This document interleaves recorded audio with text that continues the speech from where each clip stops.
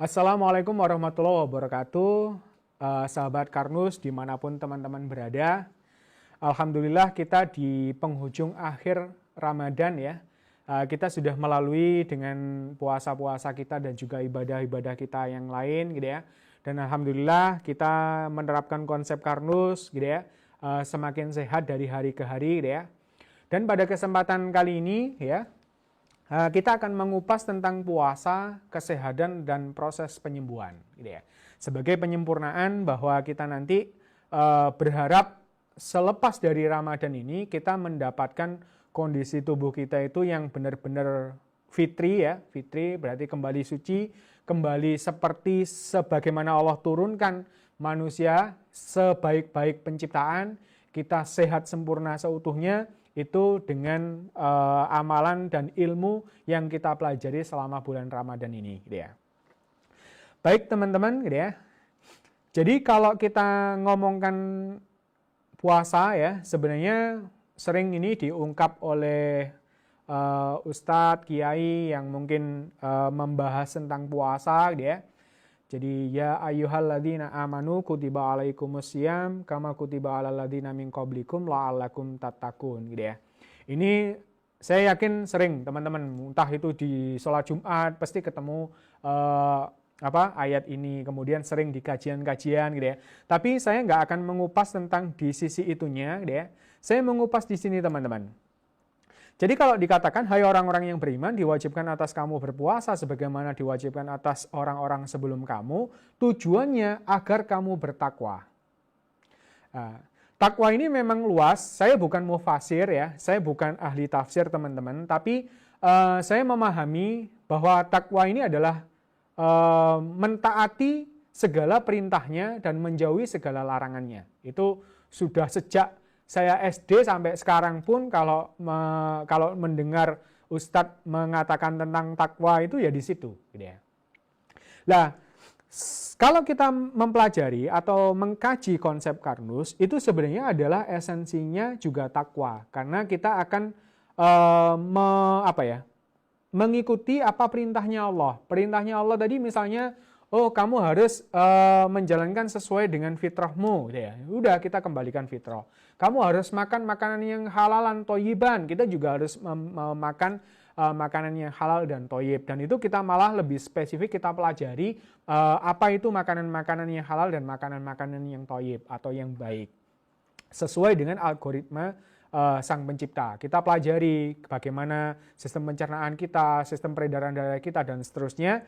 Akhirnya benar-benar kalau kita mengkaji konsep Karnus, menerapkannya itu juga bagian dari unsur yang membentuk ketakwaan kita, teman-teman. Jadi, alhamdulillah konsep Karnus ini selaras sejalan dengan apa yang kita tuju dari bulan puasa Ramadan ini. Ya. Nah, pada saat kita puasa, apa sih yang terjadi ya? Nah, ini biasanya orang mikir, wah ini puasa adalah menahan makan, minum, dan berhubungan suami istri mulai dari terbitnya fajar sampai tenggelamnya matahari. Wah, berarti berapa jam itu? Tergantung. Kalau kita mungkin katakanlah jam 5 sampai jam 6 gitu ya. Ada berarti berapa itu? Ada 12-13 jam gitu ya. Mungkin kalau di kutub utara, kutub selatan lain lagi. Atau di daerah mana juga lain lagi. Bisa jadi lebih singkat. Ada yang puasa cuma 4 jam. Ada yang sampai 20 jam gitu ya. Nah, untung kita di garis khatulistiwa ya. Jadi relatif lebih stabil gitu ya. Nah, oke, kita kembali ke topik. Apa yang terjadi saat kita puasa? Nah, saat kita sahur teman-teman, ya, katakanlah misalnya sahur sampai imsak mungkin jam 4. Mungkin kalau teman-teman di daerah di luar WIB mungkin sedikit berbeda, enggak apa-apa ya. Esensinya itu gini ya. Kita dari sahur nanti baru makan kembali itu di waktu buka. Katakanlah misalnya maghribnya jam 17.50 atau berapa, saya genapkan jam 18 ya di sini. Ada jeda di sini. Ya. Padahal kalau kita pelajari makanan yang kita makan diproses di lambung itu kurang lebih 4 jam. Ya. Makanya biasanya kalau kita makan sarapan jam 8 atau jam 7, nanti jam 12 itu sudah lapar, makan lagi. kemudian nanti jam 18 gitu ya, makan malam. Ada makan malam, makan siang, makan pagi atau sarapan gitu ya. Nah, saat kita puasa, makan kita itu di jam malah sebelum jam 8 sama jam 18. Di sininya itu sudah kita menahan untuk tidak makan. Nah, pada saat ini teman-teman, katakanlah nanti jam 9, jam 10, itu biasanya sudah kita ngerasa lambung kita ini ya, bernyanyi, kruk-kruk-kruk gitu ya. Nah, itu sebenarnya lambung kita memang sudah sedang kosong, karena batch waktu kita sahur itu sudah diproses gitu ya, sudah diproses. Nah, pada saat siang hari teman-teman, jam 11, jam 12, lah otak kita ini butuh nih energi gitu ya. Apalagi kita masih bekerja atau mungkin ngaji atau baca Quran atau apa gitu ya. Maka otak ini akan memerintahkan tubuh kita untuk memetabolisme cadangan makanan yang ada di dalam tubuh. Ya. Jadi contoh misalnya lemak di tubuh kita masih ada ya. Itu di ini. Nah, ini sebenarnya kondisi puasa ini sangat menguntungkan sekali, teman-teman. Kenapa? Karena kalau saya kasih ilustrasi gini, teman-teman. Katakanlah teman-teman di rumah ya, di rumah itu ada kulkas. Istri kita mungkin menyimpan makanan-makanan yang masih belum dimakan ya, itu disimpan di kulkas kan, ya, cadangan makanan kita. Tapi pertanyaan saya, kalau teman-teman semua, ya, Bapak Ibu semua, ketika ada makanan, misalnya kepingin makan ya, lebih cenderung milih makan yang mana? Yang ada di meja, yang fresh baru dimasak, atau makan yang di cadangan makanan di lemari atau di kulkas kita? Saya kan pasti milih yang fresh di meja makan. Nah, kalau setiap kita makan itu mesti ada makanan baru, maka yang kita makan kan makanan baru. Yang di kulkas nggak kemakan-makan. Akhirnya membeku di situ. Nah, ilustrasi ini sebenarnya sama di tubuh kita, teman-teman. Di tubuh kita ini, kalau kita makan ya, kemudian dicerna sama lambung, kalau itu memang nanti langsung diserap oleh usus kita, kemudian diedarkan di peredaran darah, kalau masih cukup, yang dimakan oleh sel itu adalah makanan itu, yang baru dimasak oleh lambung. Nanti, karena jam 8 ya, sarapan ya, nanti jam 12, makan lagi. Ketika makan lagi, maka lambung kita mencerna, kemudian dilanjutkan di usus halus, disebar lagi ke pembuluh darah, sel-sel tubuh kita itu makan itu lagi. Nah, sedangkan sisa-sisanya, biasanya kalau ada sisa, itu langsung disimpan sebagai cadangan makanan, misalnya cadangan lemak. Makanya kalau orang kebanyakan makan, ya, itu biasanya akhirnya cadangannya menumpuk. Ya. Cadangan menumpuk, akhirnya ya sudah, itu sebenarnya luar biasa. Allah itu mengasih mekanisme supaya tubuh kita itu bisa bertahan ketika misalnya kita tidak ada makanan. Nah, contoh nih, ketika kita sedang puasa, apa yang terjadi? Ketika kita puasa, setelah sahur, nanti mungkin jam 9, jam 10 itu sudah habis, sudah diedarkan di sel-sel tubuh kita, kalau pencernaan kita baik ya. Nah, kemudian nanti begitu jam 10, jam 11, jam 12, otak langsung merintahkan. Di lambung karena kita puasa, gitu ya, langsung memerintahkan cadangan makanan itu di metabolisme. Jadi nanti ada namanya glucogeogenesis dan semacamnya gitu ya. Intinya mengubah cadangan makanan itu, ibaratnya itu buka kulkasnya tadi. Buka kulkas, kemudian dihangatkan, itu yang dimakan. Gitu ya. Jadi yang puasa memang diri kita, mulut kita. Tapi sel-sel tubuh kita itu terus bekerja dan terus membutuhkan makan atau membutuhkan nutrisi. Jadi yang diwajibkan berpuasa itu adalah manusianya, bukan sel-selnya. Gitu ya. Bahkan kalau misalnya ini ya, kayak sel otak kita ya. Sel otak kita itu kalau sampai tidak dikasih nutrisi, dia itu bisa langsung shutdown, teman-teman. Kalau shutdown itu pingsan kita. Gitu ya. Makanya sel otak kita itu dikasih mekanisme sama Allah itu glukosa, kemudian keton ya. Keton itu nanti dibentuk dari lemak, dirubah sama liver ya, kemudian dikirimkan ke otak gitu ya. Makanya karena otak kita ini hanya bisa makan glukosa dan keton gitu ya. Ada make sense-nya juga ya. Kenapa kok kita ketika berpuasa kemudian berbuka disunahkan makan kurma? Sebenarnya hadisnya itu makan rutop ya, bukan makan makanan yang manis. Akhirnya disamakan sama orang-orang itu berbukalah dengan yang manis gitu ya. Seolah-olah itu padahal itu bukan hadisnya gitu ya. Jadi kalau kurma ya memang ada manisnya memang.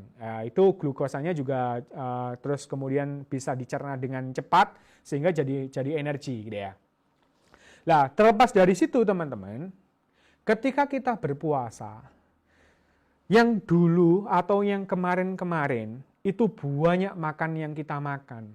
Kemudian banyak tumpukan-tumpukan yang ada di pembuluh darah maupun di lemak kita. Sebenarnya saat inilah di bulan Ramadan itu proses penyembuhan.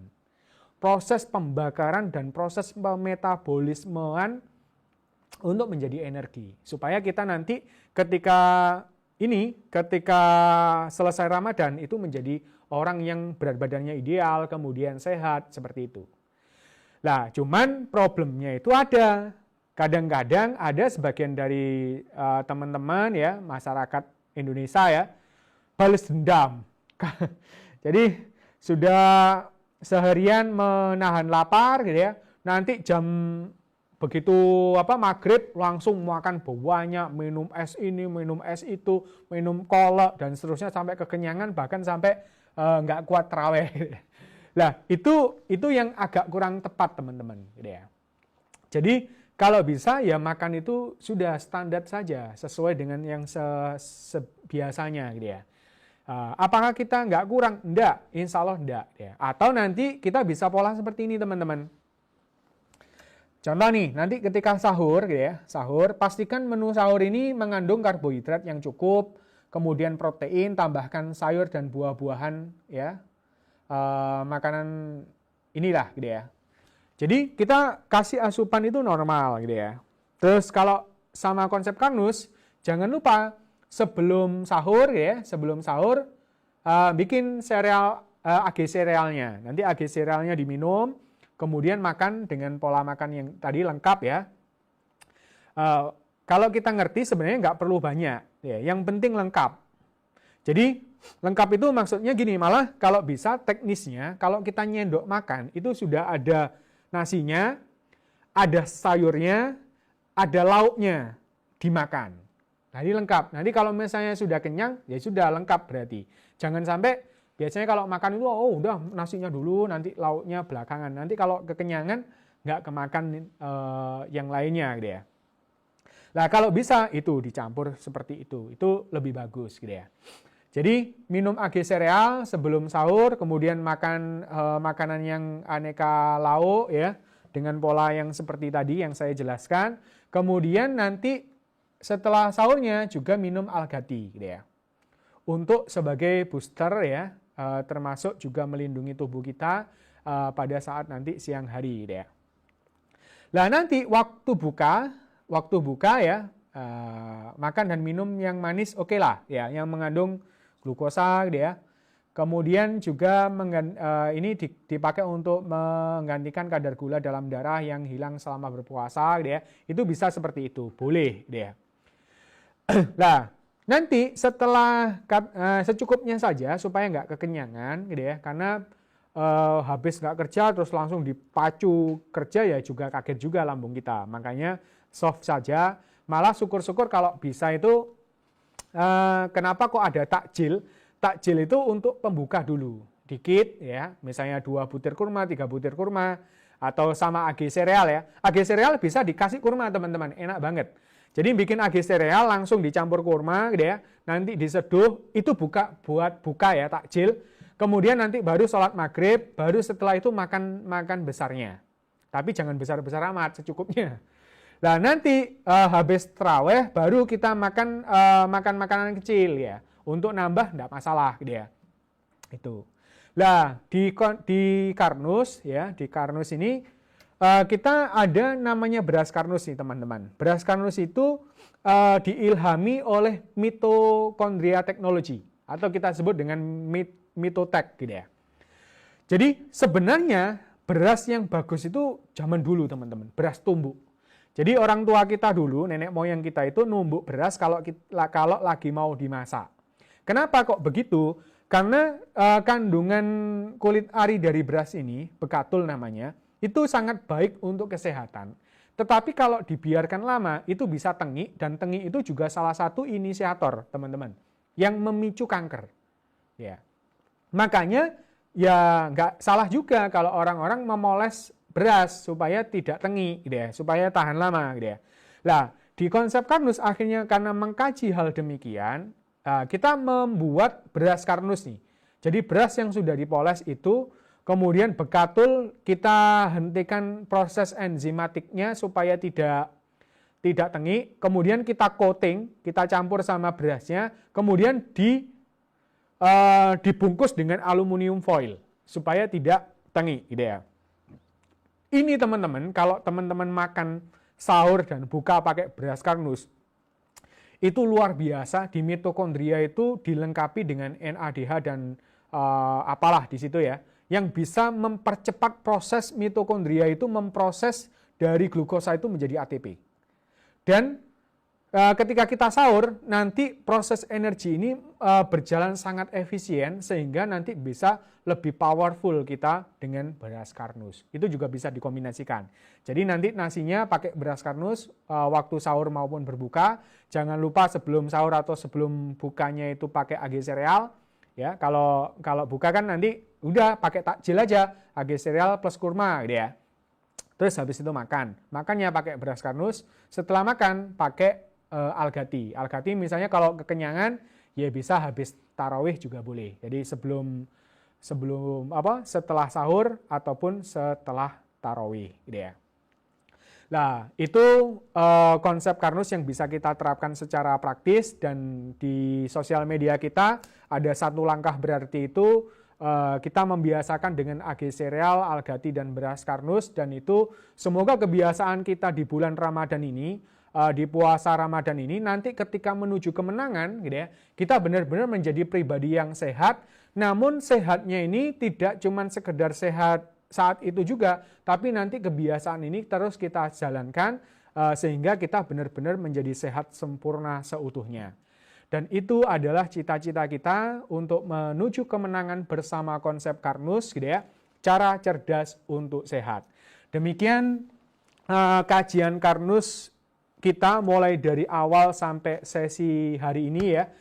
Di bulan Ramadan ini kita alhamdulillah mempelajari sedikit demi sedikit tentang konsep Karnus, tentang tubuh kita, sel tubuh kita sampai ke alam semesta, yang itu menambah wawasan kita dan kita sebarkan seluas-luasnya kepada saudara-saudara kita. Ilmu ini tetap bermanfaat meskipun nanti kita di bulan Syawal dan seterusnya sampai kita ketemu dengan Ramadan tahun berikutnya. Demikian, semoga bermanfaat.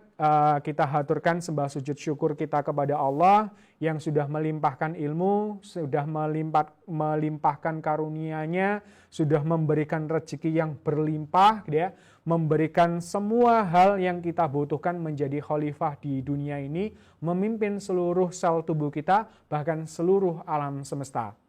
Kita panjatkan puji syukur, sembah sujud syukur kita kehadirat Allah bersama dengan semua ciptaannya, alam semesta dan sampai ke sel-sel tubuh kita, kepada Allah Subhanahu wa Ta'ala. Semoga semua amal kebaikan kita diterima oleh Allah Subhanahu wa Ta'ala dan kita menjadi pribadi yang memang benar-benar bertakwa. Demikian akhirul kalam, billahi wal taufiq wal hidayah. Assalamualaikum warahmatullahi wabarakatuh.